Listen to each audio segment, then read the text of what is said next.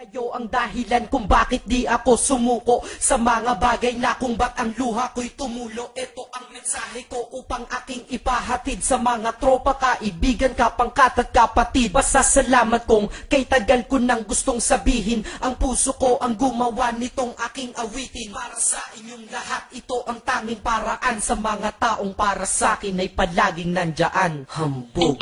Kayo ang dahilan kung bakit di ako sumuko sa mga bagay na kung ba't ang luha ko'y tumulo. Ito ang mensahe ko upang aking ipahatid sa mga tropa, kaibigan, kapangkat at kapatid. Pasasalamat kong kay tagal ko nang gustong sabihin. Ang puso ko ang gumawa nitong aking awitin. Para sa inyong lahat, ito ang tanging paraan. Sa mga taong para sa akin ay palaging nandyan. Upang ako'y mabigyan ng kalakasan ng loob at manatili na nakatayo at di patataob na kahit na anumang pagsubok na nagdadatingan. Di ako takot pagkat alam kong may malalapitan. Pag ako ay mayroong problema na dinadala, akala ko ako'y nag-iisa, ngunit hindi pala. Alam nyo ba kung bakit?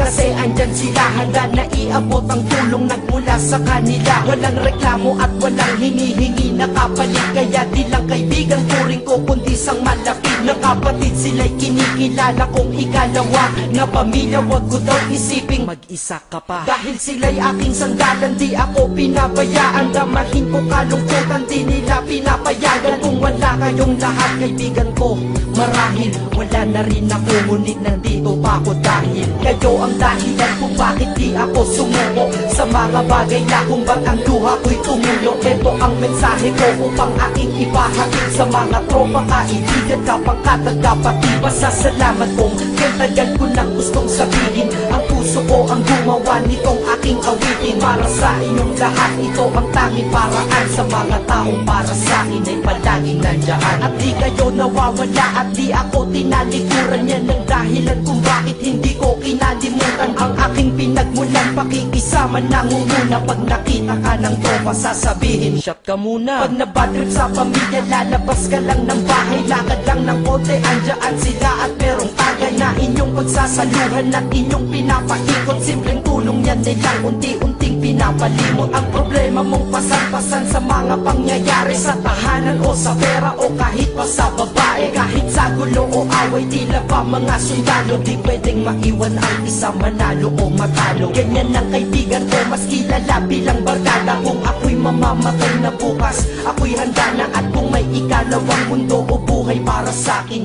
sana magiging tropa ko kayo pa rin. Kayo ang dahilan kung bakit di ako sumuko sa mga bagay na kung ba't ang luha ko'y tumulo. Ito ang mensahe ko upang aking ipahatid sa mga tropa, kaibigan, kapangkat at kapatid. Pasasalamat kong kay tagal ko nang gustong sabihin. Ang puso ko ang gumawa nitong aking awitin. Para sa inyong lahat, ito ang tanging paraan. Sa mga taong para sa akin ay palaging nandyan. Kaya ako'y kontento na dahil kayo'y naging parte ng buhay ko. Sa kabutihan nyo, paano ko gagante? Magtatawagan ng mga tropa, kita-kita lang sa kanto. Pagkatapos didiskarte ng pichelyosi at baso. Papaikot ang sombrero para mag-ambag ang tropa. Kahit 20 pwede na, basta lamang makatoma.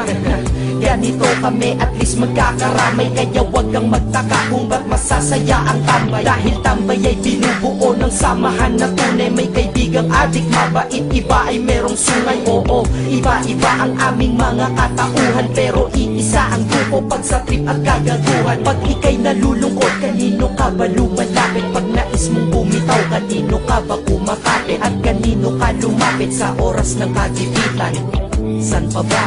Diba sa kaibigan? Kayo ang dahilan kung bakit di ako sumuko sa mga bagay na kung ba't ang luha ko'y tumulo. Ito ang mensahe ko upang aking ipahatid sa mga tropa, kaibigan, kapangkat at kapatid. Pasasalamat kong kay tagal ko nang gustong sabihin. Ang puso ko ang gumawa nitong aking awitin. Para sa inyong lahat, ito ang tanging paraan. Sa mga taong para sa akin ay palaging nandyan.